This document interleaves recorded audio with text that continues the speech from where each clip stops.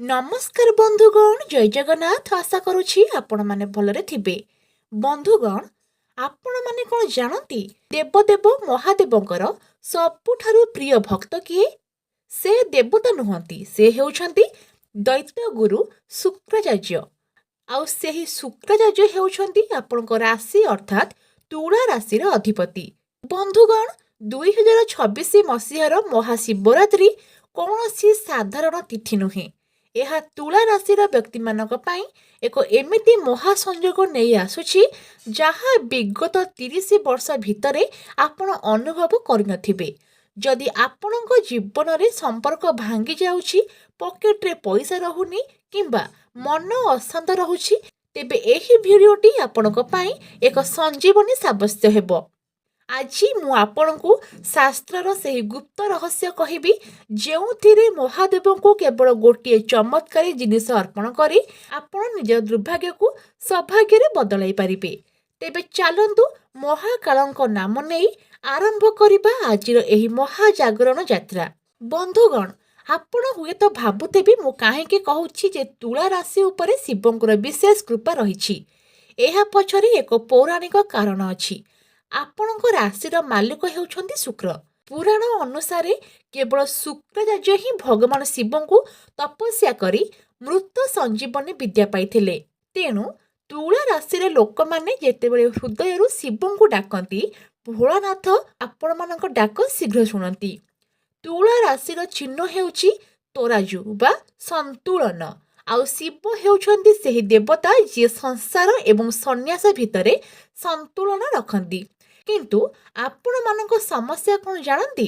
ଆପଣ ସମସ୍ତଙ୍କ କଥା ଭାବନ୍ତି, ସମସ୍ତଙ୍କୁ ଖୁସି କରିବାକୁ ଚାହାନ୍ତି, କିନ୍ତୁ ନିଜେ ଶେଷରେ ଏକା ହୋଇଯାଆନ୍ତି।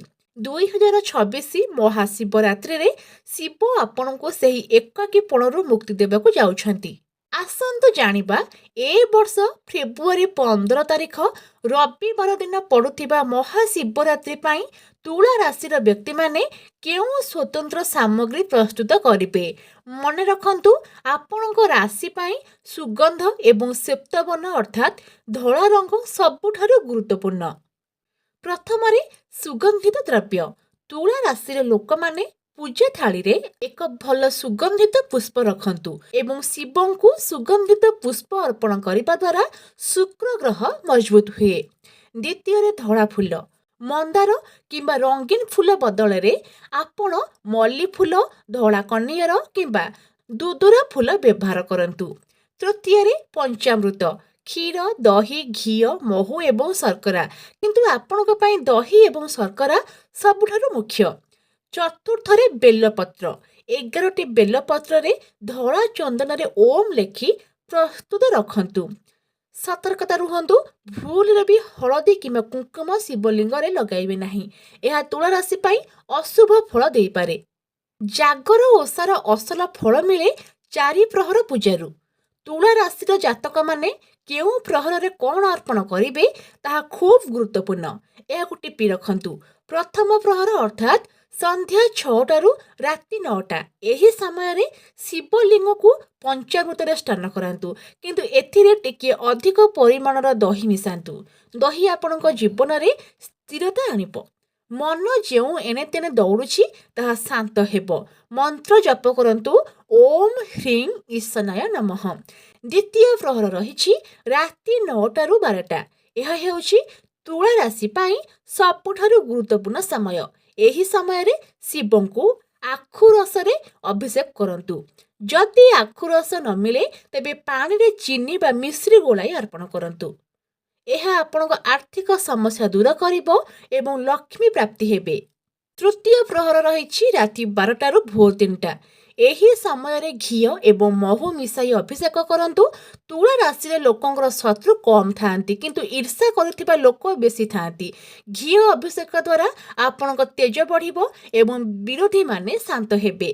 ଚତୁର୍ଥ ପ୍ରହର ରହିଛି ଭୋର 3ଟାରୁ ସୂର୍ଯ୍ୟୋଦୟ। ଶେଷରେ କେବଳ ଶୁଦ୍ଧ ଜଳରେ ଶିବଙ୍କୁ ସ୍ନାନ କରାନ୍ତୁ। ଏହା ଆପଣଙ୍କ ଜୀବନରେ ପ୍ରେମ, ସୁଖ ଏବଂ ଦାମ୍ପତ୍ୟ ଶାନ୍ତି ଭରିଦେବ। ବନ୍ଧୁଗଣ, ବର୍ତ୍ତମାନ ଆସନ୍ତୁ ସେହି ଗୁପ୍ତ ଉପାୟ ବିଷୟରେ ଜାଣିବା ଯାହା କେବଳ ତୁଳା ରାଶି ପାଇଁ ଉଦ୍ଦିଷ୍ଟ। ଶିବରାତ୍ରି ଦିନ ସନ୍ଧ୍ୟାରେ ଗୋଟିଏ ରୂପା ପାତ୍ରରେ, ଯଦି ରୂପା ନାହିଁ ତେବେ କାଚ ପାତ୍ର ବି ହୋଇପାରେ, କ୍ଷୀରି ପ୍ରସ୍ତୁତ କରି ଶିବଙ୍କୁ ଭୋଗ ଲଗାନ୍ତୁ। ସେହି କ୍ଷୀରିରେ କିଛି କେଶର ପକାଇବେ। ଭୋଗ ଲଗାଇବା ପରେ ସେହି ପ୍ରସାଦକୁ 9 ଜଣ କନ୍ୟାଙ୍କୁ କିମ୍ବା ଗରିବକୁ ବାଣ୍ଟି ଦିଅନ୍ତୁ। ଦେଖିବେ ବର୍ଷ ସାରା ଆପଣଙ୍କ ହାତ ଖାଲି ରହିବ ନାହିଁ। ଦ୍ୱିତୀୟରେ, ଦାମ୍ପତ୍ୟ ଓ ପ୍ରେମ ପାଇଁ ତୁଳା ରାଶିର ବ୍ୟକ୍ତିମାନଙ୍କ ସମ୍ପର୍କରେ ପ୍ରାୟତଃ ଭୁଲ ବୁଝାମଣା ରହେ। ଏଥିପାଇଁ ଶିବରାତ୍ରିର ରାତିରେ ଶିବ ପାର୍ବତୀଙ୍କୁ ଗୋଟିଏ ମଲ୍ଲି ଫୁଲର ମାଳ ଅର୍ପଣ କରନ୍ତୁ। ଏହା ଆପଣଙ୍କ ସମ୍ପର୍କକୁ ଅତୁଟ ରଖିବ। ତୃତୀୟରେ, ସୁସ୍ଥ ଶରୀର ପାଇଁ ଯଦି ଆପଣ କମର ବ୍ୟଥା, କିଡନୀ ଜନିତ ସମସ୍ୟା ବା ମାନସିକ ଚାପରେ ଅଛନ୍ତି, ତେବେ ଶିବଲିଙ୍ଗ ଉପରେ ସର୍ପଗନ୍ଧା ଫୁଲ କିମ୍ବା 108ଟି ଦୁବ ଅର୍ପଣ କରନ୍ତୁ। ଅର୍ପଣ କଲାବେଳେ ମହାମୃତ୍ୟୁଞ୍ଜୟ ମନ୍ତ୍ର ଜପ କରନ୍ତୁ। ତେବେ ବନ୍ଧୁଗଣ, ମହାଦୀପ ଉଠିବା ପରେ ଯେତେବେଳେ ଆପଣ ବ୍ରତ ଭାଙ୍ଗିବେ, ସେବେଠାରୁ ଆପଣଙ୍କ ଜୀବନରେ କ'ଣ ପରିବର୍ତ୍ତନ ଆସିବ ଆସନ୍ତୁ ଜାଣିବା। ପ୍ରଥମରେ ରହିଛି କ୍ୟାରିୟର। ଯେଉଁମାନେ କଳା, ମିଡ଼ିଆ, ଫ୍ୟାସନ କିମ୍ବା ବ୍ୟବସାୟ କ୍ଷେତ୍ରରେ ଅଛନ୍ତି, ସେମାନଙ୍କ ପାଇଁ ଆସନ୍ତା 6 ମାସ ସୁବର୍ଣ୍ଣ ସୁଯୋଗ ଆଣିବ। ଅଟକିଥିବା ପ୍ରମୋସନ ମିଳିବାର ସମ୍ଭାବନା ଅଛି। ଦ୍ୱିତୀୟରେ, ବିବାହ। ଯେଉଁ ଅବିବାହିତ ଭାଇ ଭଉଣୀମାନଙ୍କର ବିବାହ ଠିକ୍ ହୋଇ ଭାଙ୍ଗି ଯାଇଥିଲା, ଶିବରାତ୍ରି ପରେ ଭଲ ଘରୁ ପ୍ରସ୍ତାବ ଆସିବ। ତୃତୀୟରେ, ମାନସିକ ଅଶାନ୍ତି। ସବୁଠାରୁ ବଡ଼ କଥା ହେଲା ଆପଣଙ୍କ ମନରେ ଥିବା ଅସ୍ଥିରତା ଦୂର ହେବ। ଆପଣ ନିଜ ପାଇଁ ବଞ୍ଚିବା ମଧ୍ୟ ଶିଖିଯିବେ। ତେବେ ବନ୍ଧୁଗଣ, ଶିବରାତ୍ରି କେବଳ ଉପବାସ ନୁହେଁ, ଏହା ହେଉଛି ବିଶ୍ୱାସର ପର୍ବ। ତୁଳା ରାଶିର ବ୍ୟକ୍ତିମାନେ ସ୍ୱଭାବରେ ବହୁତ ସରଳ ଏବଂ ଭାବପ୍ରବଣ। ଭୋଳାନାଥ ଆପଣଙ୍କ ଭାବକୁ ବୁଝନ୍ତି। ଏହି ଶିବରାତ୍ରିରେ କୌଣସି ଆଡ଼ମ୍ବର ନ କରି କେବଳ ଶୁଦ୍ଧ ମନରେ ଟିକିଏ ସୁଗନ୍ଧିତ ଜଳ ଏବଂ ବେଲପତ୍ର ନେଇ ତାଙ୍କ ପାଖକୁ ଯାଆନ୍ତୁ। ଦେଖିବେ ସେ ଆପଣଙ୍କ ମନସ୍କାମନା ନିଶ୍ଚୟ ପୂରଣ କରିବେ।